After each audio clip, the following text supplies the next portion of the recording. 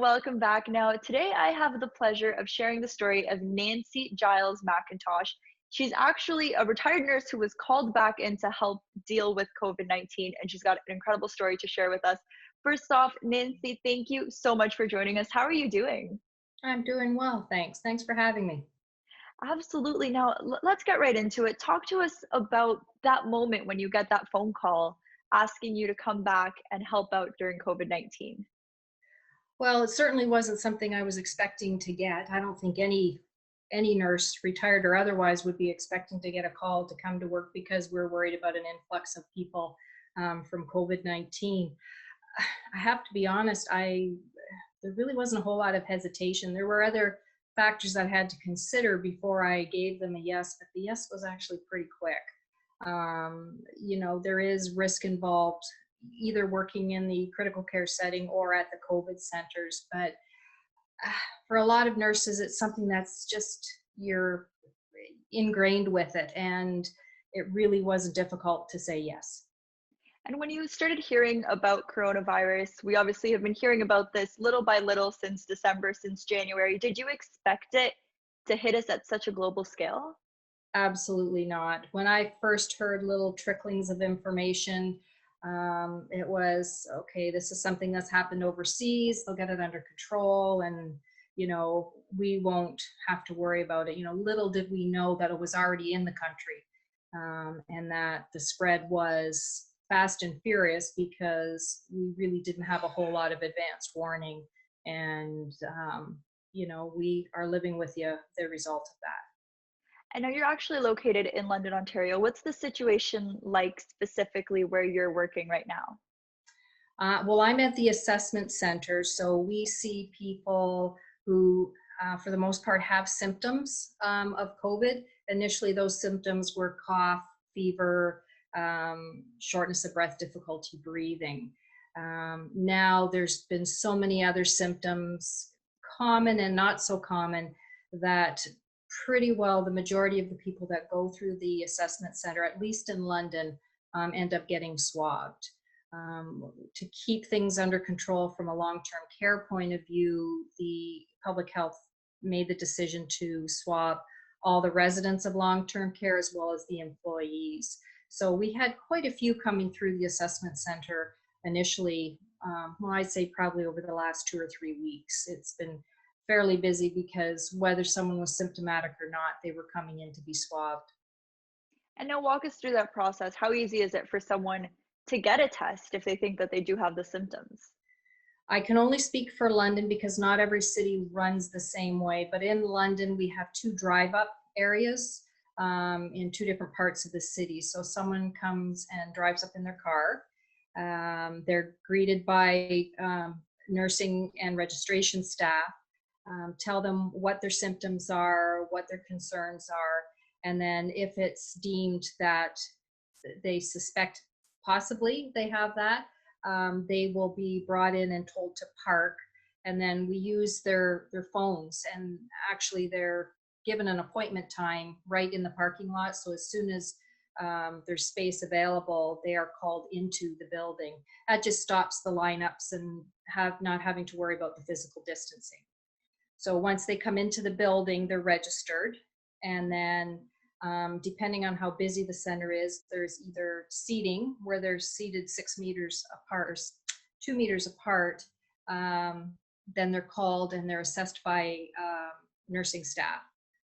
And then if they are showing a lot of symptoms where they look quite ill, we do have excellent nurse practitioners there as well that will do some additional assessments and determine not just whether they get swabbed, but whether they need to go to urgent care or to the emergency department, or have some other treatment plan put in place before they go. Like I said before, if they are showing signs or symptoms, the vast majority of them now are swabbed. And I think one thing that a lot of people are concerned about is when they get a regular illness or something that they would usually go to urgent care for, or they would go see a doctor. And right now, a lot of people are afraid to actually go see a doctor because of the risk of COVID-19. Is there anything that you can speak to about those people that are kind of avoiding getting the help that they might need? Yeah, that's a very accurate statement to make. A lot of the physicians' offices are not seeing patients, but the patients are encouraged to call their doctor's office so that they can have a consultation over the phone. And then it's usually there that the physician will direct them. Yes, you need to be seen, either if they set it up themselves, or they'll send them to an urgent care clinic or an emergency department. Some people, there's lots of other bugs and illnesses out there that people need attention for that aren't COVID related. Those people, the physician feels if they've got a pneumonia or an asthma flare up, something like that, they can send them to the emergency department, or some of the clinics are starting to open up, send them there so that they could say, get a chest x-ray. And you actually specialized in critical care, and you were mentioning off camera that there was a possibility that you would go back and work in those centers. Has there been a need? Have the numbers been so high that they need you over there?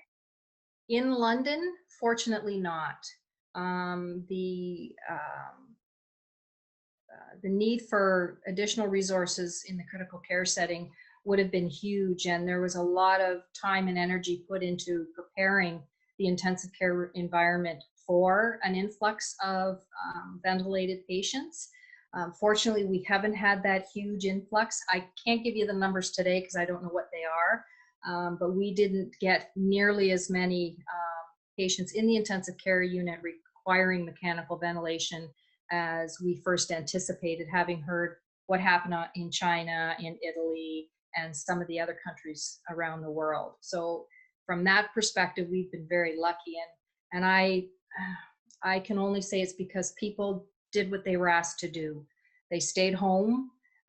They kept their distance from other people, and the schools shut down. A lot of businesses shut down, not without a hefty price tag from a financial as well as an emotional standpoint. But I truly think it did make a difference.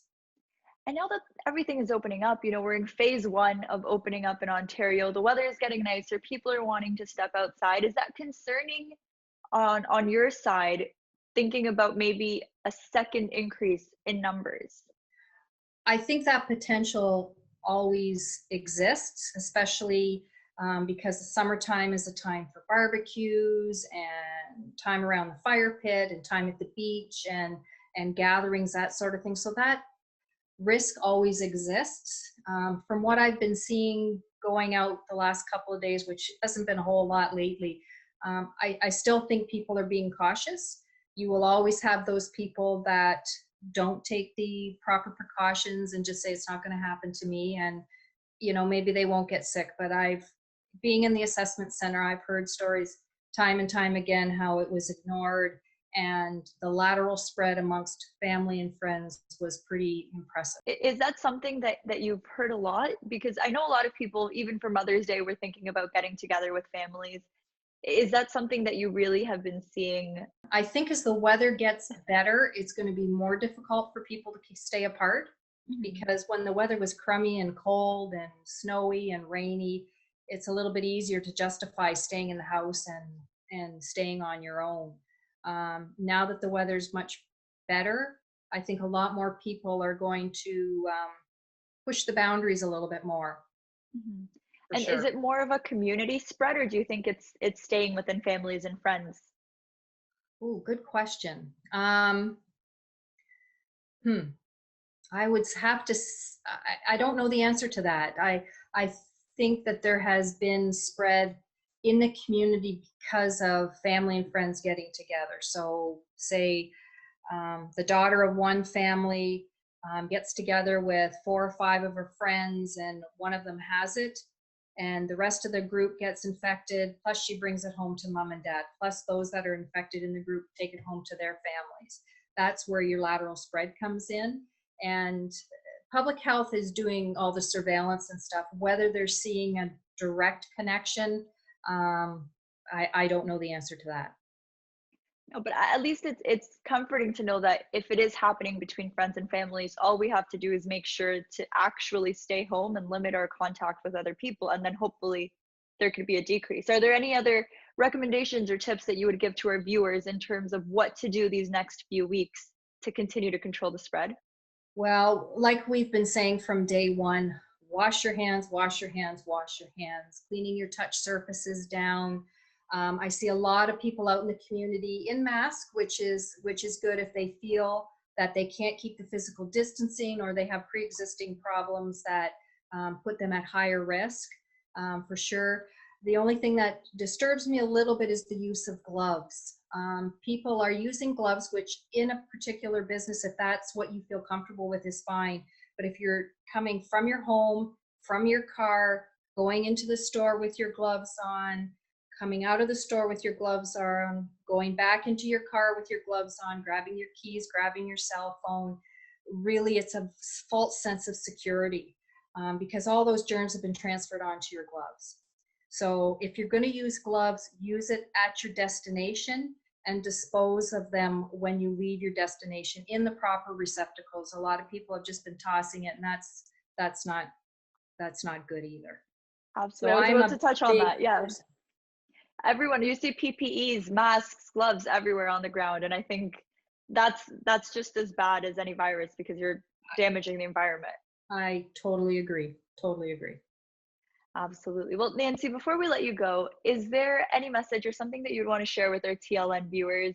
You know, I think a lot of people still have a lot of uncertainties and a lot of questions about this virus, as I'm sure you do too.